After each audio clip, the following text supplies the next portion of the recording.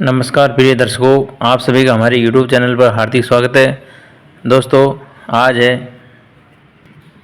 25 सितंबर 2023, दिन सोमवार। प्रिय दर्शकों, आज है परिवर्तनी एकादशी, जिसको पापा कुंसा एकादशी भी कहते हैं। यह एकादशी 25 सितंबर 2023 पूर्वाह्न 7:56 से 26 सितंबर 2023 5:01 तक रहेगी।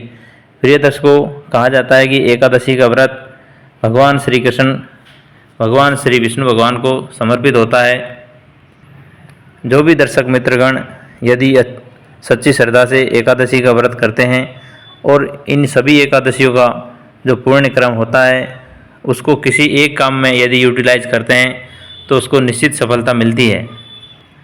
जिस प्रकार से माता गांधारी ने पूरे जीवन में जितना पुण्य कमाया था उसको माता गांधारी को भगवान श्री कृष्ण ने समझाया था कि माँ, यदि आप चाहो तो इस पुण्य क्रम को किसी अच्छे काम के लिए लगा सकती हो और आप चाहो तो किसी भी काम में लगा सकती हो।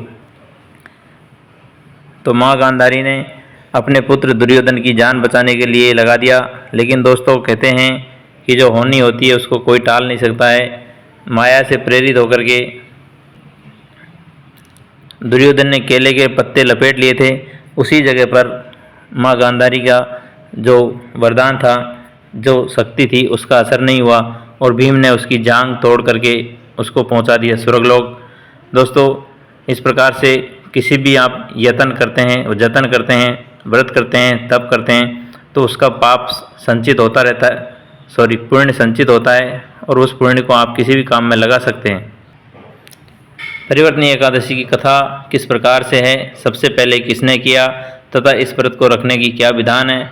दोस्तों, एक बार पांडु नंदन अर्जुन ने कहा, हे प्रभु, भादो शुक्ल पक्ष की एकादशी का क्या नाम है, इसके व्रत का क्या विधान है, उस एकादशी के उपवास को करने में किस फल की प्राप्ति होती है। श्री कृष्ण भगवान, कृपा करके आप सभी मुझे बताइए। श्री कृष्ण ने कहा, हे पार्थ, भाद्रपद माह की शुक्ल पक्ष की एकादशी को जयंती एकादशी भी कहते हैं। इस एकादशी की कथा को सुनने मात्र से ही सभी पापों का शमन हो जाता है, मनुष्य स्वर्ग का अधिकारी बन जाता है। इस जयंती एकादशी की कथा से नीच पापियों का भी उद्धार हो जाता है।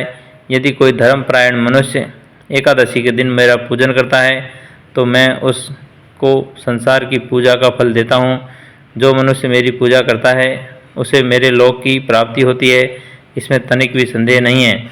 जो मनुष्य इस एकादशी के दिन भगवान श्री वामन का पूजन करता है वह तीनों देवता अर्थात ब्रह्मा, विष्णु, महेश की पूजा करता है। हे पार्थ, जो मनुष्य इस एकादशी का उपवास करते हैं उन्हें इस संसार में कुछ भी करना शेष नहीं रह जाता है। इस एकादशी के दिन भगवान विष्णु करवट बदलते हैं, इसीलिए इसे एकादशी को परिवर्तनी एकादशी भी कहा जाता है। यह सुनकर विस्मित होकर अर्जुन ने कहा, हे जनार्दन, आपके वचनों को सुनकर मैं भ्रम में पड़ गया हूँ। आप किस प्रकार से सोते हैं तथा करवट बदलते हैं? आपने बलि को क्यों बांधा और 52 रूप धारण करके क्या लीलाएं की? चातुर्मास की व्रत कथा का क्या विधान है तथा आपके शयन करने पर मनुष्य का क्या कर्तव्य है? कृपा करके आप मुझे विस्तार पूर्वक बताइए।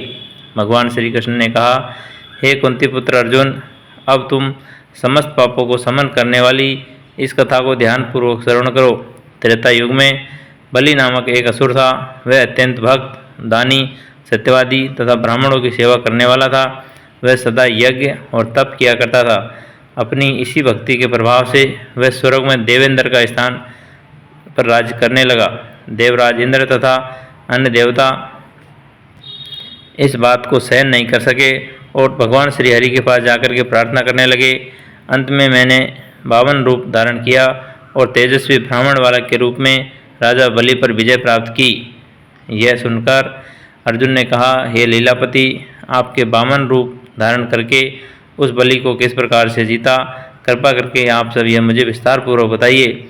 भगवान श्री कृष्ण ने कहा, मैंने 52 रूप में धारण करके राजा बलि से याचना की कि हे राजन, आप मुझे 3 पग भूमि का दान दे दो। इससे तुम्हें 3 लोक के दान का फल प्राप्त होगा। राजा बलि ने छोटी सी याचना को स्वीकार कर लिया। और भूमि देने को तैयार हो गया। जब उसने मुझे वचन दे दिया तब मैंने अपना आकार बढ़ाया और भूलोक में पैर, भुवन लोक में जंघा तथा स्वर्ग लोक में कमर, तो महलोक में पेट, जनलोक में हृदय, तपलोक में कंठ और सत्यलोक में मुख रख करके अपने शीर्ष को ऊंचा उठा लिया। उस समय सूर्य, नक्षत्र, इंद्र तथा अन्य देवता मेरी स्तुति करने लगे। तब मैंने राजा बलि से पूछा कि हे राजन, अब तीसरा पग मैं कहाँ रखूँ? इतना सुनकर राजा बलि ने अपना शीर्ष नीचे कर दिया, अर्थात माथा झुका लिया। तब मैंने अपना तीसरा पग उसके सिर पर रख करके इस प्रकार से देवताओं के हित में मैंने अपने उस असुर भक्त को पाताल लोक में पहुंचा दिया। तब वह मुझसे विनती करने लगा। मैंने उससे कहा कि हे बलि, मैं सदैव तुम्हारे साथ रहूँगा। भादों में शुक्ल पक्ष की परिवर्तनी एकादशी के दिन मेरी एक प्रतिमा राजा बलि के पास रहती है और क्षीर सागर में शेषनाग पर शयन करती रहती है। इस एकादशी को विष्णु भगवान सोते हुए करवट बदलते हैं। इस दिन त्रिलोकी के नाथ श्री भगवान विष्णु की पूजा की जाती है। इसमें चावल, दही सहित चांदी का दान किया जाता है। इस दिन रात्रि को जागरण करना चाहिए। इस प्रकार उपवास करने से मनुष्य सभी पापों से मुक्त होकर स्वर्ग को जाता है। जो मनुष्य पापों को नष्ट करने वाली इस एकादशी की व्रत कथा को सुनते हैं उन्हें अश्वमेध फल की प्राप्ति होती है। प्रिय दर्शकों, इस कथा का सार, दान करने के उपरांत मनुष्य को कभी अभिमान नहीं करना चाहिए। जैसा कि आप सभी जानते हैं कि राजा बलि को दान का अभिमान हो गया था, इसीलिए स्वयं भगवान विष्णु आकर के उसका समन करते हैं, उसको पाताल लोक में पहुंचा देते हैं। भले से वो असुर था चाहे देवता था, लेकिन दोस्तों ये जो घमंड होता है, ये अहंकार होता है, ये किसी भी चीज़ का नहीं लाना चाहिए। नहीं तो एक दिन राजा बलि की तरह आपको भी पाताल में जाना पड़ेगा। इससे इस बात का भी बोध होता है कि अति हर कार्य की बुरी होती है। राजा बलि को जाना जाता है तो दान के नाम से ही जाना जाता है, लेकिन उसको दान करते करते अभिमान हो गया था। प्रिय दर्शकों, आशा करते हैं कि सभी को ये कहानी अच्छी लगी होगी। यदि कहानी अच्छी लगी हो तो सभी कमेंट में राधे राधे, जय श्री कृष्ण लिखना नहीं भूले। सभी को हरिओम।